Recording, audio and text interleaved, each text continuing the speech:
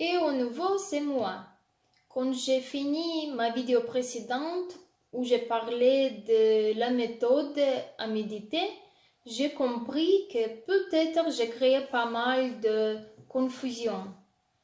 Et donc ici, maintenant, je vais clarifier un peu.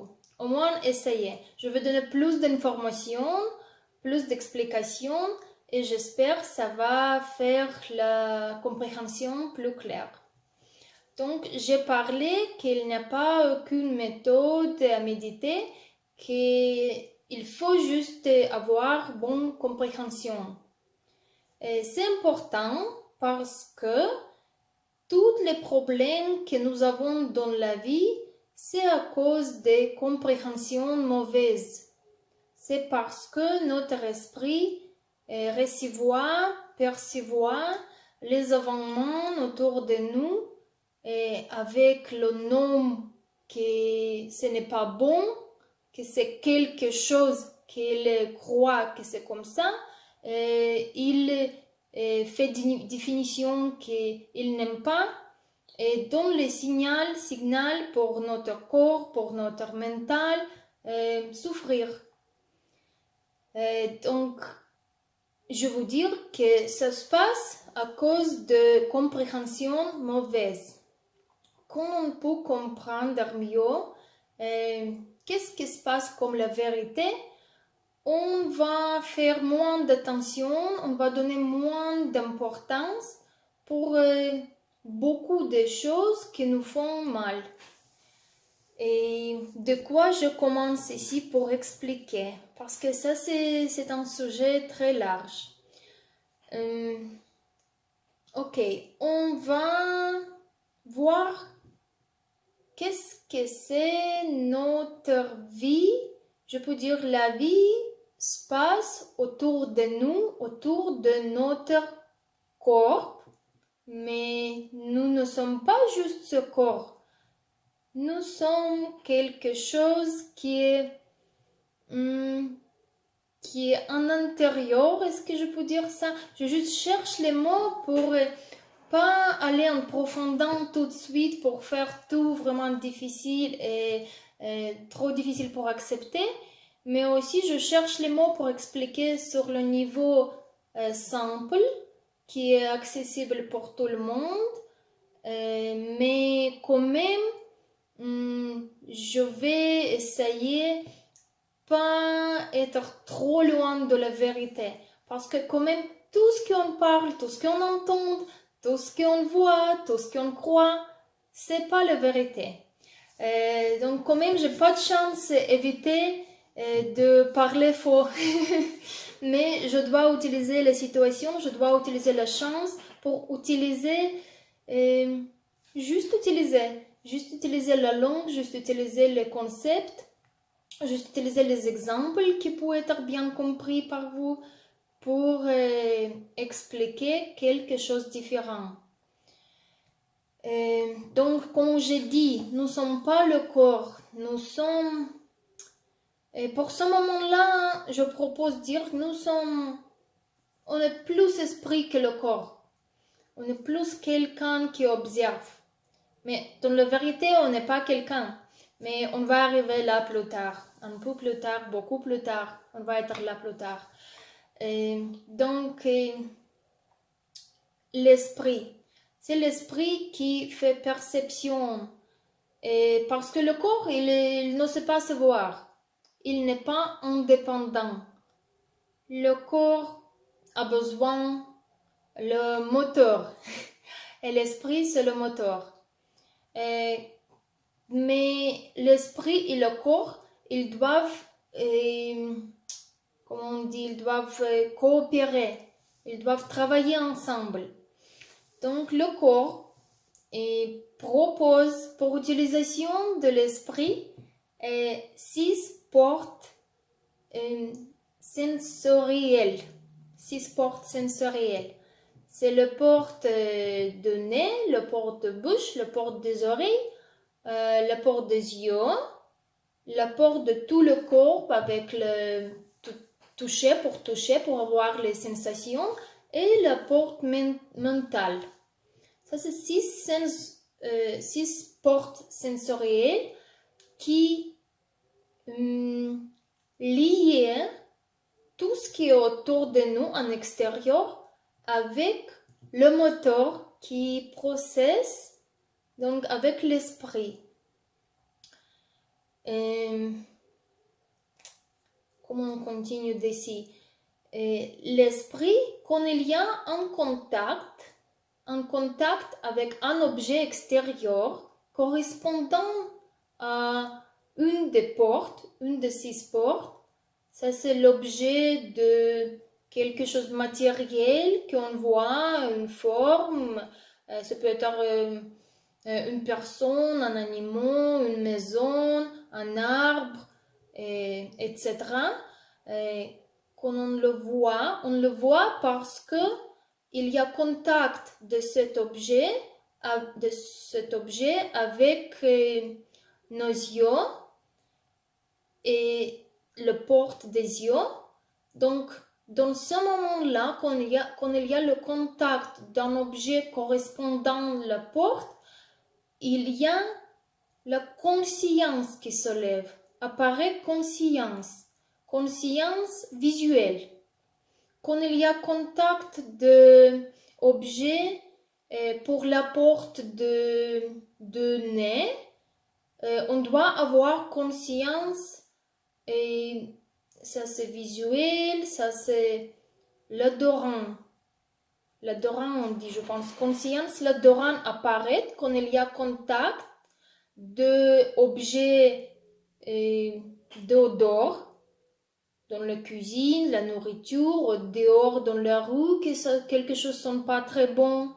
Ça peut être odeur agréable ou pas agréable. Ça, c'est autre étape de notre esprit qui décide agréable, pas agréable. Mais il y a l'étape, il y a contact d'objets qu'on peut sentir avec la porte de nez. Et dans ce moment-là, se lève conscience de l'odorant. Quand il y a contact de quelques produits qu'on met dans la bouche, la porte de bouche et contact d'objets, de la nourriture, il laisse se lever la conscience gustative. Et comme ça, on continue avec les oreilles, c'est la conscience auditive. Avec le corps, c'est la conscience, comment ça se dit? Conscience tactile. Et le sixième, c'est la conscience de mental. Donc, dans le moment de contact d'objets extérieurs avec correspondant porte, se lève, apparaît la conscience correspondante. Tout de suite, l'esprit continue et apparaît. En pali, on dit sanya, vedana et sankara. Ça, c'est autres trois facteurs. Parce que le premier, on a dit conscience. Conscience, c'est vijnana.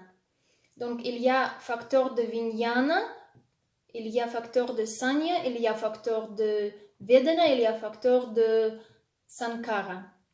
Et conscience, on a dit, c'est vijnana. Tout de suite apparaît aussi sanya, que c'est la conscience de se voir, de reconnaître.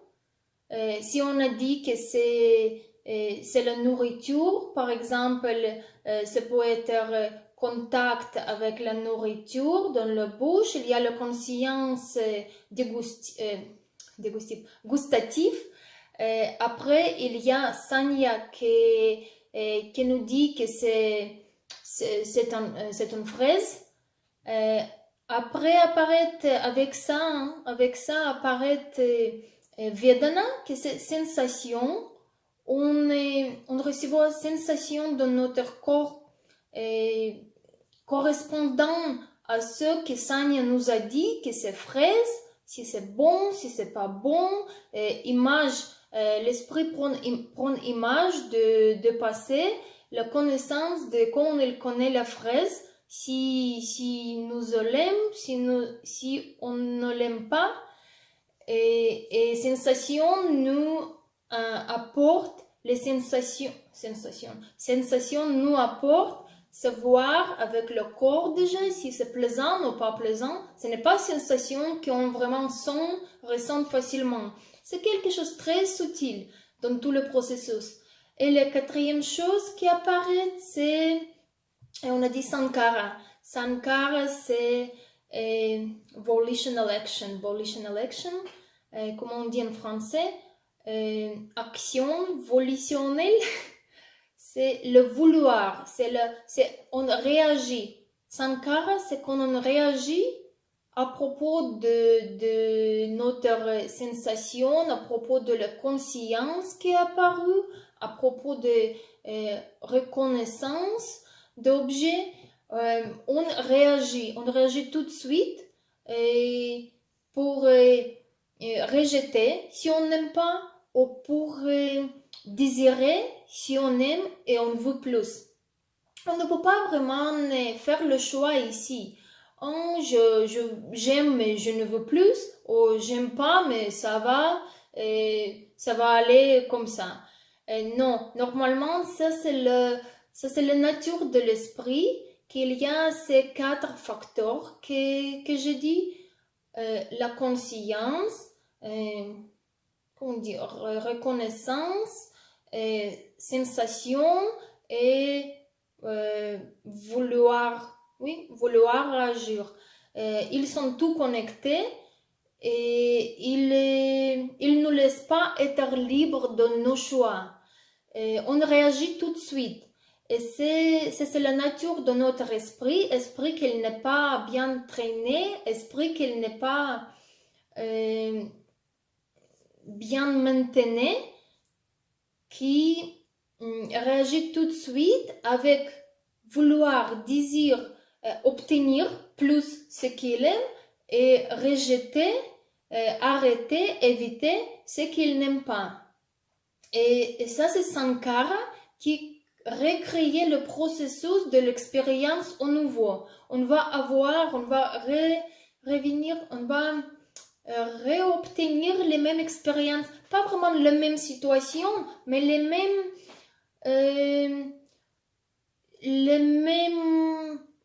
sentiments, les mêmes troubles, les mêmes problèmes, les mêmes hésitations dans notre vie, les mêmes expériences on va avoir avec situations différentes qui vont se répéter et répéter parce que on réagit. En Sankara, on réagit. Et ça, c'est recréer les situations parce qu'on n'était pas équanime, on n'était pas bien balancé, on n'a pas accepté les situations comme la situation est.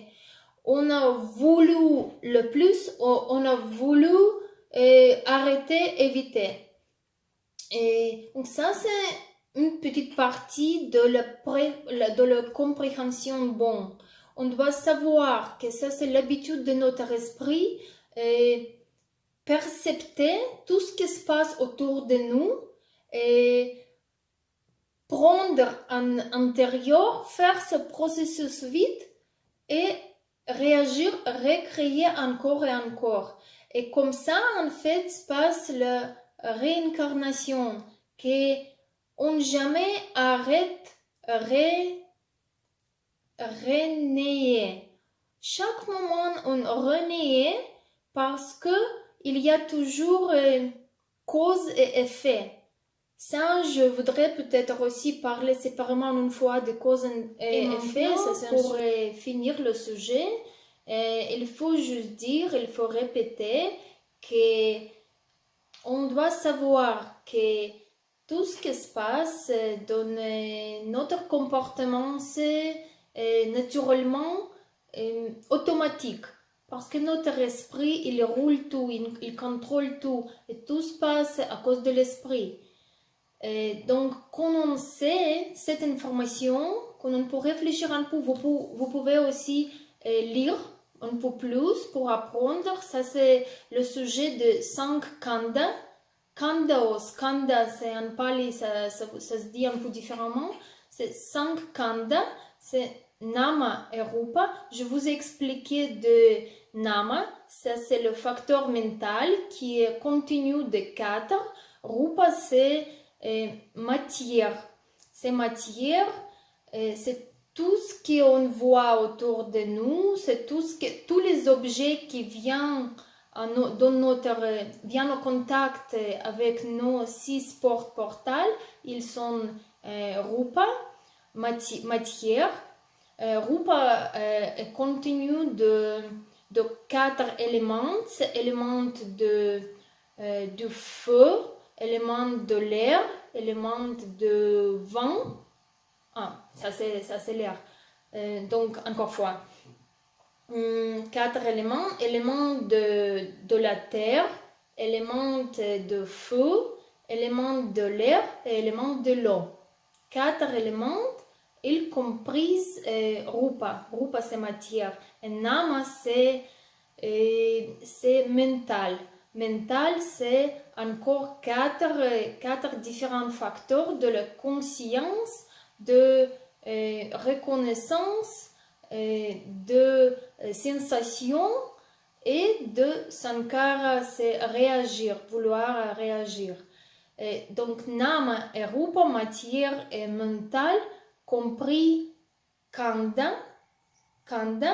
Et Kanda c'est le particule, c'est une petite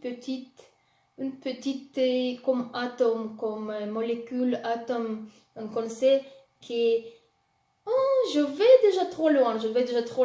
Je n'ai pas voulu vraiment parler de ça. Je voulais juste vous montrer que dans la méditation, dans la pratique de méditation, on doit apprendre à être en pleine conscience, avec bonne compréhension. Et bonne compréhension, c'est comprendre qu'est-ce qui se passe naturellement. Donc, comment l'esprit travaille, ça c'est notre travail de savoir, de connaître. Et ça, on apprend dans notre méditation. On apprend sur le coussin, on apprend dans toute notre vie, avec toutes les tâches quotidiennes. Juste sur le coussin, on ferme toutes ces portes, comment c'est possible. On ferme les yeux, on trouve un endroit tranquille, on ne sent rien, on ne mange rien. Et juste le mental, on ne peut pas l'arrêter. Et on travaille comme ça avec le mental. On fait attention, on développe plein de conscience avec observation de notre respiration. Respiration juste parce que il continue, la respiration, je pense, elle continue, elle ne s'arrête pas. Et on peut toujours retourner à cet objet de pleine conscience. Et qu'est-ce que autre? S'il y a les objets évidents comme odeur qui viennent suddenlement de la cuisine ou autre, on ne réagit pas. La bonne compréhension, on juste comprend qu'apparaît conscience de si c'est odeur de l'odorant. S'il y a le son qu'on entend, je sais qu'apparaît conscience de auditive. Et comme ça, on revient après à notre respiration pour rester avec un objet de pleine conscience. Comme ça, on développe connaissance de pleine conscience. Comme ça, on développe la connaissance de la vérité à ce niveau-là autour de nous. Et ça, on prend dans notre activité quotidienne.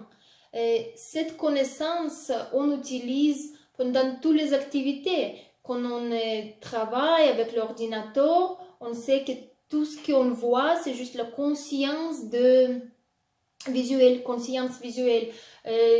Tout ce qu'on entend, tout ce qu'on sent, tout ce qu'on ressent, pense, on reconnaît, on fait connaissance avec le travail de notre esprit et le corps qui fait le contact avec l'extérieur.